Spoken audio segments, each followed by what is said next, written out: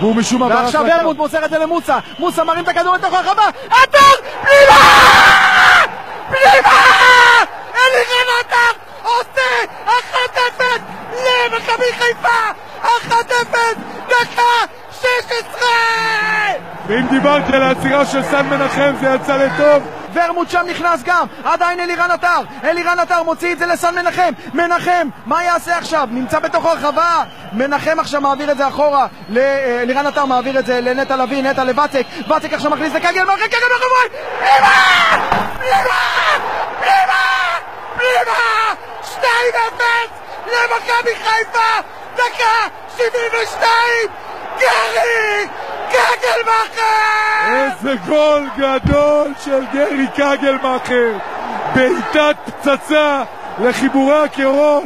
אף אחד לא האמין שהוא היווה את הכדור הזה, הוא פשוט תוך כדי סיבוב בועט עם רגל ימין לרחוק לחיבורים, כל האצטדיון בהלם, גם הספסל של מכבי חיפה. גול ענק של גרי קגלמאכר שהיה לו פשוט משחק מדהים.